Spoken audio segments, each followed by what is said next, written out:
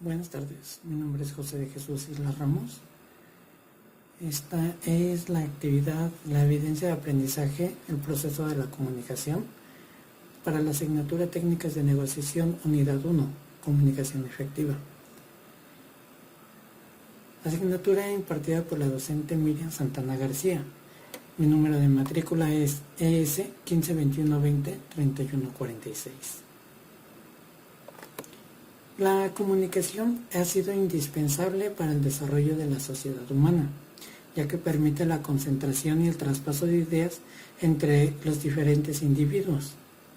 Y puesto que la comunicación es un proceso dinámico, es necesario establecer los elementos que conforman el sistema de la comunicación. En este proceso se puede definir de la siguiente manera: la transferencia de información de un emisor a un receptor, asegurándose de que la información sea comprendida por el receptor. Estos dos conceptos, emisor y receptor, son quizás los más antiguos y los más utilizados en el mundo de la comunicación, pues son los dos elementos fundamentales para que la comunicación se dé. El emisor es quien transmite un mensaje y el receptor es quien lo recibe. Por ejemplo, un ejemplo es en el caso de una clase académica. El profesor en un momento es el emisor, ya que está explicando, a la vez que los alumnos son los receptores, cuando están escuchando lo que el profesor explica. Ahora bien, cuando los alumnos preguntan o intervienen, se convierten en emisores, mientras el profesor se convierte en receptor. Para comprender un poco más el pensamiento filosófico de los grandes pensadores, debemos comprender algunos elementos que las diversas teorías existentes al día de hoy nos tratan de explicar el proceso de la comunicación efectiva.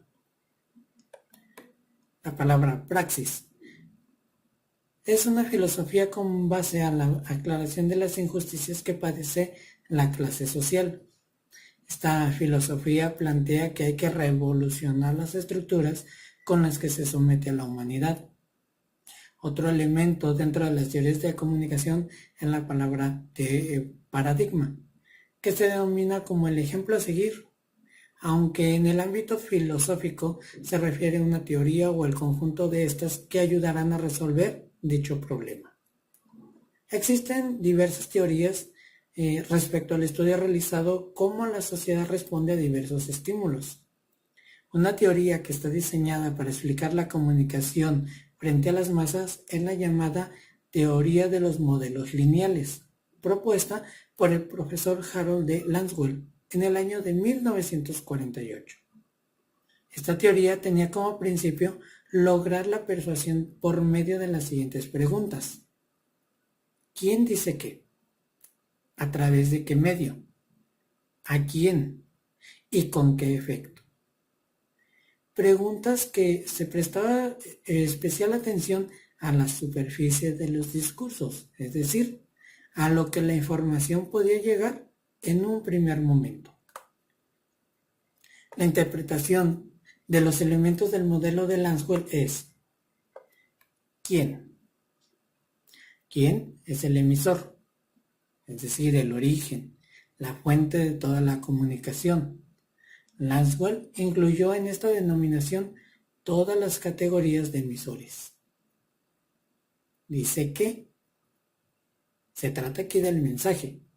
Lansdale se detiene principalmente en el análisis de la información contenida en el mensaje en términos estadísticos, esto es, procediendo a una clasificación sistematizada y cuantitativa de los datos informativos del mensaje. ¿Por cuál canal? Se trata de los medios usados para transmitir el mensaje. Lansdale introdujo la noción de análisis de medios, es decir, la investigación de o de los mejores canales capaces de transmitir el mensaje al o a los receptores. ¿A quién? En relación con el análisis de medios, el análisis de receptor es, para Lansdale, sobre todo cuantitativo. ¿Con qué efecto?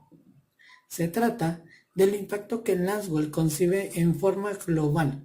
En otros términos, el estímulo contenido en un mensaje dado transmitido por el medio escogido. Sin embargo, para la década de los 80, a principios de esa década, el sociólogo y filósofo alemán Jürgen Habermas propone un marxismo no ortodoxo. Su obra filosófica trata de recuperar un punto de contacto entre teoría y praxis, frente a la pretendida neutralidad de los saberes positivos y científicos. Según Habermas, no es posible una objetividad ajena a valores e intereses, razón por la cual aquellos saberes resultan reductores, en la medida en que se basan en una razón meramente instrumental. También encontramos el término racionalidad de la acción, donde la mayoría de las corrientes filosóficas a la acción racional no se explica por casualidad mecánica, sino por el contrario, por la aplicación de razones. Las razones de las acciones son, por una parte, sus motivos y por otra, las creencias acerca de los medios disponibles. Habermas también afirma que el espacio comunitario o la vida social responden a un tipo de acción que se define en la integración social.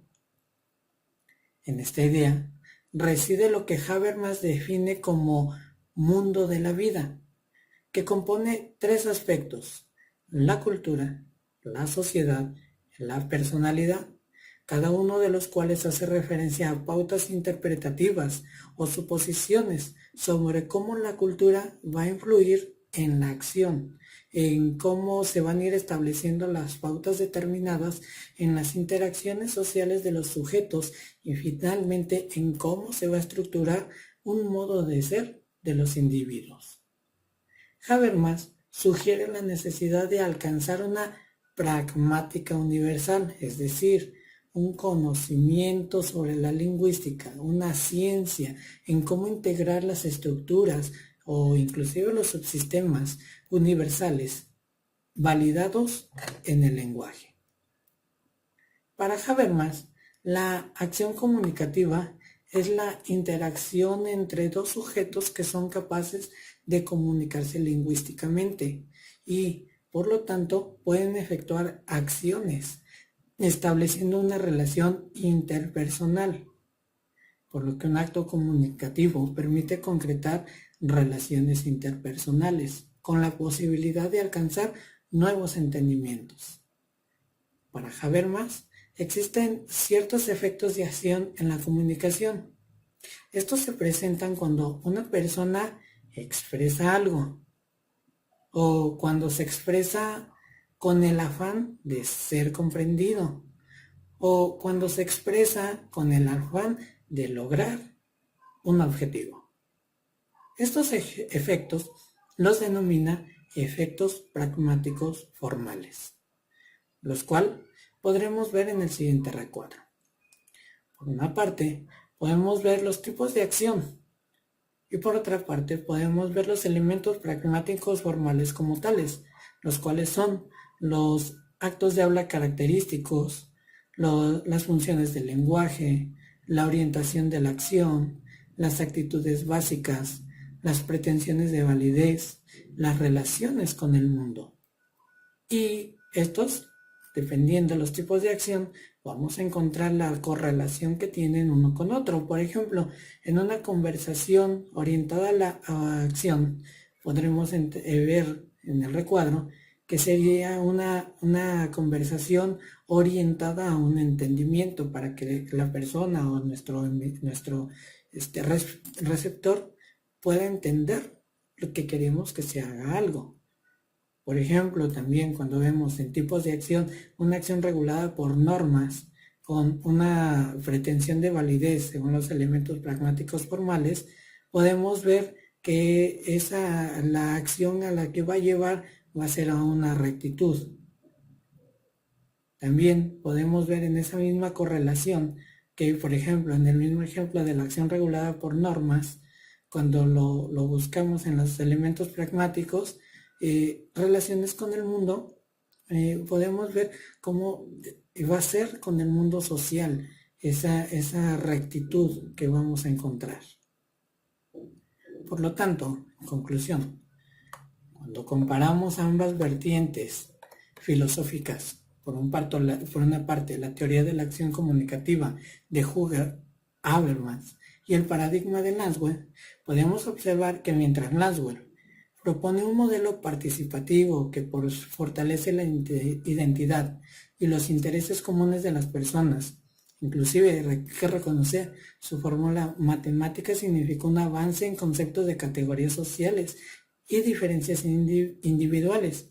Sin embargo, Habermas expande las categorías sociales a un universo, tal como a un mundo de la vida, donde vamos a encontrar la convivencia de la cultura, la sociedad y el individualismo de quienes están participando en dicha comunicación. Además de que cada uno de los participantes tiene un propósito dentro de la interacción comunicativa. Muchas gracias por su atención.